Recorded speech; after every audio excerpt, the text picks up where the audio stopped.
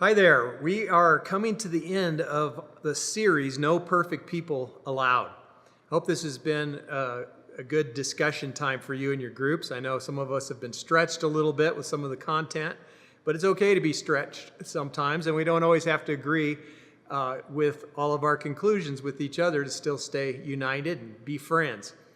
We're going to do a special message next week, and I'm going to present some small group curriculum for you in a video like this.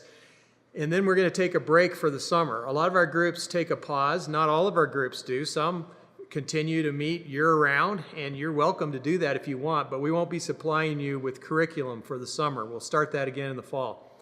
And some groups take a break, but they find a way to get together a few times during the summer for a picnic, barbecue, whatever, just to stay connected. So you guys can be talking about that as a group and decide how you want to handle the summer.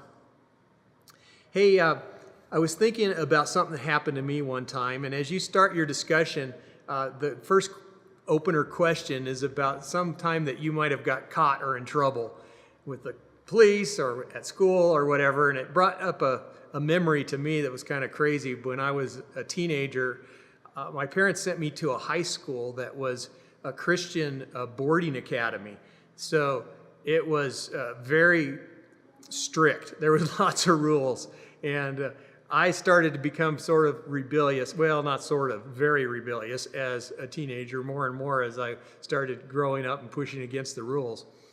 And one night, I had some friends who were not in that school, who were living in the community and had a car, and they said, hey, we're going to pick you up after dark, and we're going to go to town, and we're going to go to see a movie, and we're going to have a party, and we're going to have a good time, and then we'll take you back to your dorm room late at night.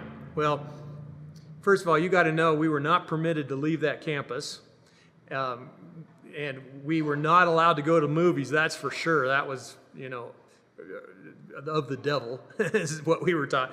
And so everything about this was wrong.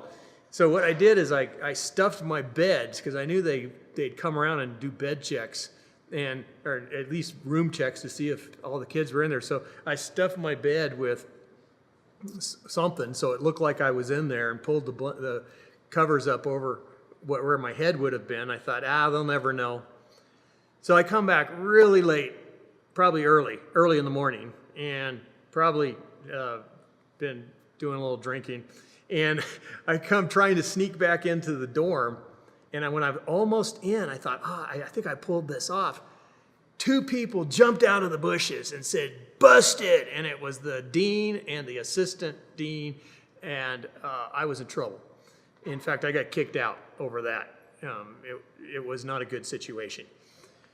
I don't know about you. Have you ever been busted or caught and then had to experience the emotions of that? You're going to have a chance to talk about that in a minute. Hopefully you were a better kid as a teenager than I was. But you're going to also talk about John chapter 8, where Jesus deals with this woman who has been caught in the act of adultery. It must have been so humiliating for her. And I love the way that he treated her. And it reminds me of really his style and who he is. And in John chapter 1, we're introduced to Jesus as the Word made flesh. And it says in verse 14 of John 1, the Word became flesh and made his dwelling among us. We have seen his glory, the glory of the one and only Son who came from the Father. And then this phrase, full of grace and truth. And then later it says, the law was given through Moses. Grace and truth came through Jesus Christ. Think about that phrase, grace and truth. Jesus was full of grace and truth.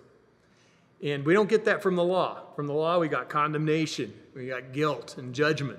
But from Jesus, we get grace and truth. And I think the order is important. It's always that order. Grace leads the way. Truth is important. Grace is how we need to lead first in our behavior and in the way we treat other people, the same way God has reached out to us in grace. Yes, he wants us to know the truth and live out that truth, but we can only do that as we learn to appreciate the grace that he has given us in Christ Jesus.